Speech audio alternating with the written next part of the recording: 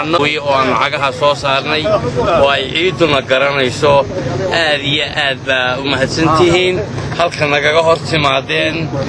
oo wadadii nagu hooynaysay caasimadda gobolka Awdal ee Boorame runtii anigu halkan iskuulkaba ka bilaabay waxaan iskuulka ka galay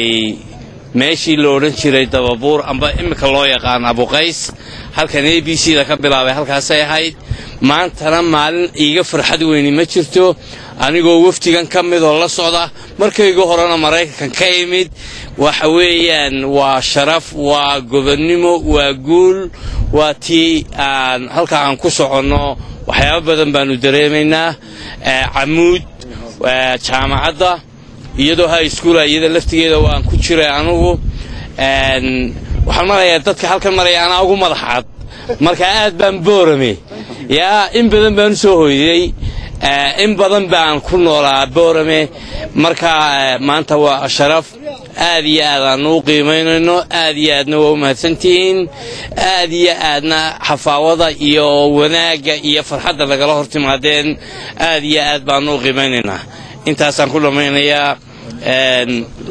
saraakiisha iyo madaxdii Awdal oo naga hortimid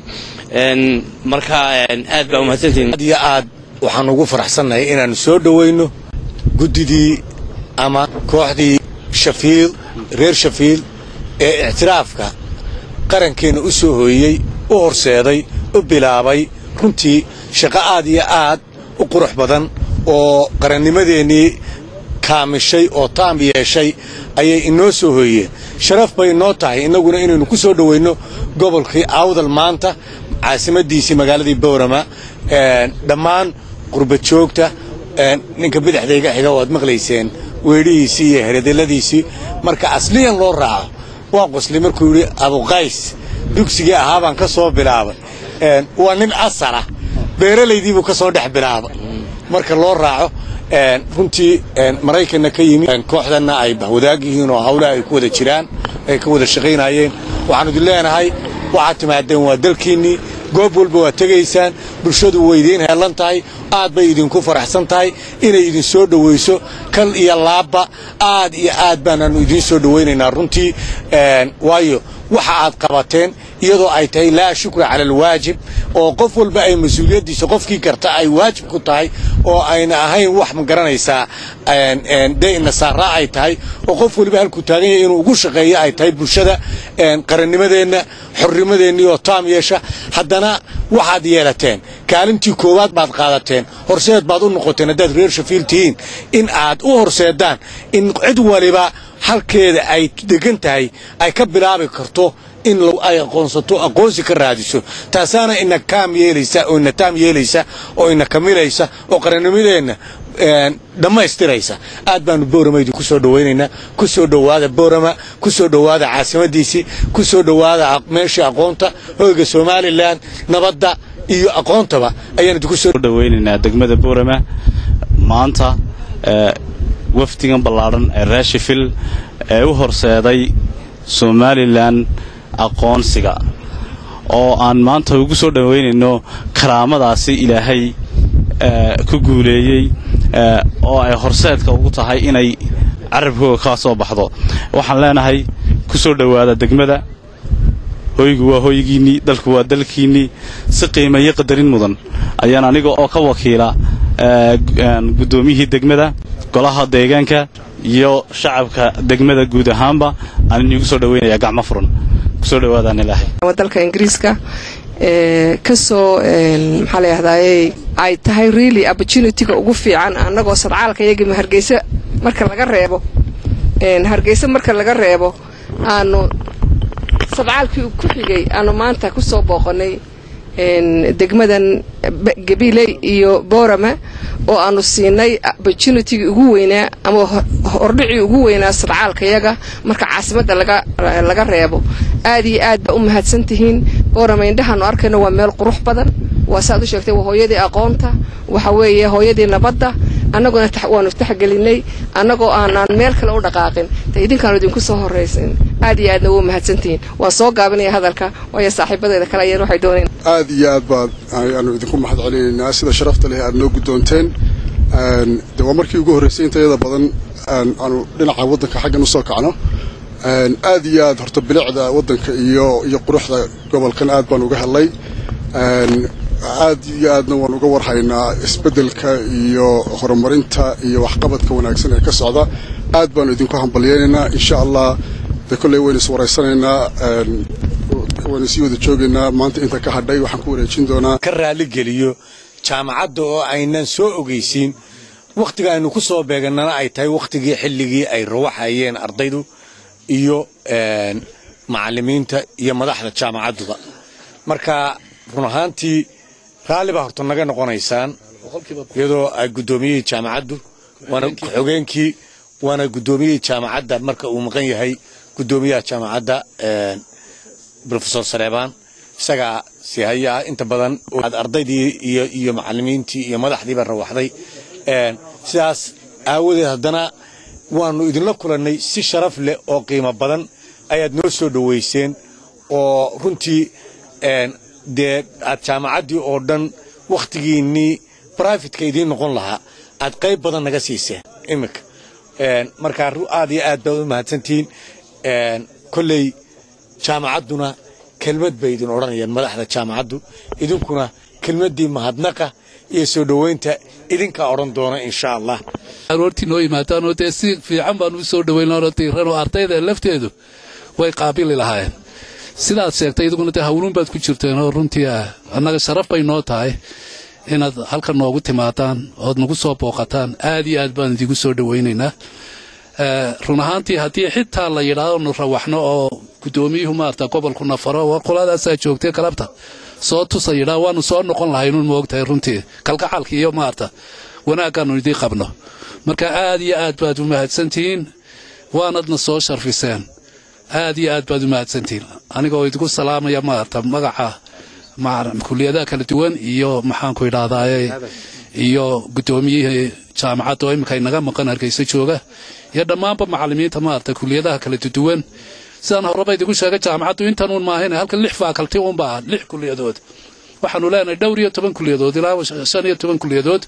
6 kuliyadood uun baa intan campuskan ah kuliyadaha caafimaadka oo ilaa 7 xagaasay jiraan kuliyadii shareecadu xagaasay jirtaa marka waa campuskii main campuskii ku soo dhawaada aad iyo aad baad u mahadsantahay anagoo ku hadlayna magaca reer Somaliland ee Sheffield jaaliyadeeda ka socota iyo dhammaan UK anagoo runtii metelena waxaan aad iyo aad runtii mahad u celinaynaa jaamacadda iyo mas'uuliyiinta reer Boorame ee nagu soo dhaweeyay sida sharafta leh runtii waanu soo yara habsaanay laakiin intaas socdaal baanu hayno waxaanu ka nimi Hargeysa gabeelana soo marnay iminkana Boorame baanu taaganahay markaanu ka nimi Hargeysa waa magaalooyinkii ugu horeeyay runtii aanu waddanka aanu marayno anagoo ku hadlayna magaca reer Sheffield iyo Somaliland runtii aad iyo aad bay farxad nagu tahay inaan halkan fursadan u helno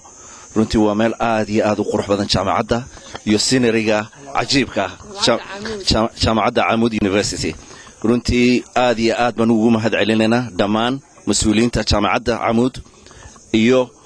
ardayda runtii ilaa saakana sugayay runtii waa fursad aad iyo aad u muhiima waxaan runtii ku wareejinayaa Ismaaciil Ducaale oo dhowr kelmadood halkan oran doona dhammaan mas'uuliyiinta sharafta leh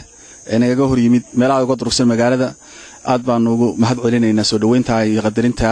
iyo ixtiraamka ay noo muujiyeen siiyeen runtii waqti dambe weeyaan marka waana qorax runtii aad baan aad ka mahad celinaynaa sida aad noo soo aqbasheen sida aad noo soo dhaweyseen annagu runtii markii aanu tashanay koox group ahaan waxaanu ka bilaabeynaa hoyga nabadda dhinaca galbeedka hoyga nabadda aan ka soo bilowno meesha Soomaaliland laga aasaasay meesha Soomaaliland meel ugu horeeyay laga aasaasay aan tagno magaalada Barcayn ka say magaalada ugu hoosay laakiin hoyga nabadda ayaan anagu bixnay hoyga nabadda lagu caanama halkan waxa shirweynihii weynaha ka dhacay marka sida awgeed aad baan idinka mahad celinaynaa dhammaan reer Boorama oo dhan ramaan reer Awdal oo dhanna salaan ayaan uga sidnaana reer Sheffield iyo dhammaan reer UK oo dhan wassalaamu calaykum wa rahmatullahi wa barakaatuh aad iyo aad baan idinku mahadnaqaynaa horaan ka cudur daarto magacyada anigu waxaan leeyahay gudoomiyaha iyo jaamacadda iyo Camud dadkii dhammaanba Soomaaliland oo reer Awdal waan u mahadnaqayaa way waxa laygaga wanaagsan yahay darajooyinka sida magacyadiina la sheego anigu boorama hore waan u imi inaan dhalay oo ingiriiska ku dhashay baan keenay uu ku jiray dad aad u sharaf badan oo aanan iloobi karayn oo Professor Saleebaan ka mid yahay ayaa si wanaagsan inankayga u dhaqaaleyn jiray waxa weeye dad aanan abaalkooda gudi karay inankayguna uu haysto inuu Somaliland homekiisa ay tahay boorame marka aad baa u mahadsantihiin ku dheeraan maayo thank you very much for your hospitality and also dhaweyseen sida qiimaha badan noo aqbisheen annaguna idinima iloobin karno waana inaanu idin jecel waxa uu cadaana idinkaan idinku soo horeysiinay fisadkii horeeyay caasimadda dabadeed anigu kalmada aan waxa weeyaan waa regional governor inaan ku soo dhaweeyo gobol ahaan madaxdiisii kulley maayarkuna kelmadiisu idin oran doona idinka mahad celin doona imaan shacab timaadeen waan ku faraxsanahay aad iyo aad baan ugu faraxsanahay liiriga aad qaadateen ee aad Somaliland dariskii qurbajoogga diaspora aad u hogaanka ugu noqoteen anigu magaalooyin badan oo councilors nooga soo baxeen UK ayaan filayay inay ama Europe area kale sida Sweden oo kale ayaa isla hayar liiriga qaadanay laakiin Sheffield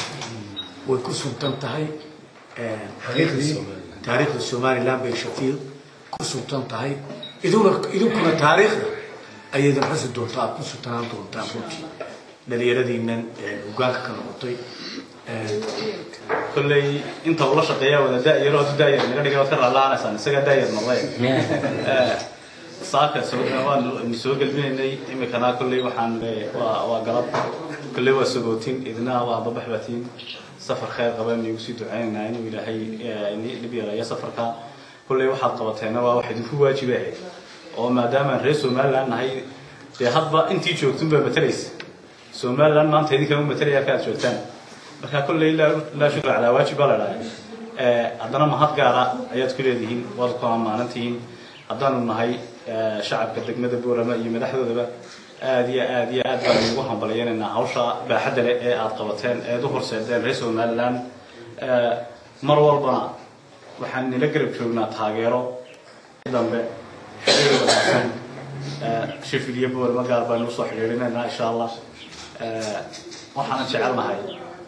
wax kastoo idinku aad jeceshihiin oo aad tabaysaan oo ama dalka hayaal ama dibadda hayaal inaad mar walba day tala noqotay hadday tusaale noqotada halkaan naga hor timaadeen iyo sida magaalada noo daawasheen waa ku mahadsantihiin iyo qadada noo sameyseen waxa kale oo aan salaan idinka sidnaa dadka Somaliland darkaya ku nool gaar ahaan Sheffield guud ahaan UK wadankan ka nimi ku nool waxaan leenahayna boorama iyadoo ah hooyadii Somaliland waxaan idinkula talinaynaa oo idinkula filanayna halka ka sii wadaan wassalaamu calaykum sidoo noo timidna schedule-kooga iyo meesha ay marayaan cidda la furmayaan gacanta ku haya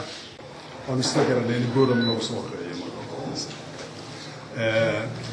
xilkay guteena waa laga wada marxaati kacaya xil weyn ah kaayid kula gudeeyay soo dhaweysay oo mahadcelinaynaa يرو تاريخ المرة البانو كده ده هذا كوبحه ودائما دكتور داوي لو حنقلوما كورا معنا مقالوا يكون يسكت توين سيتس وإنجليز كسمي مقالوا بكسر كما قال الشفيلد برعو أي توين سيتي لا أنجرت بكسر كذي وحديد باكن سويندن مقالوا ليلا عندك عصر يا بركة ريب سويندن يا سويندن بالله روح ريب ورا بركة عصر يا مقالة دي انت اسكو حبايدين إذن إيراد كهول قشارة بوركا كنتان وتكاسل كوغا لحديدان تيلا بادين النقطة والرجال إن شاء الله السلام عليكم يا أولا لو معلومات كلا كلا بهاوسن يا هالكي كل ما تيسوي كن بس وش كل لا وأكيد دولة في الدبيت وده هذا لا يسوي له مالين تيجي أمشي بشيء أفراد بدي وإذا بدون أنا متكلية وفتي في الكيل. Thank you very much.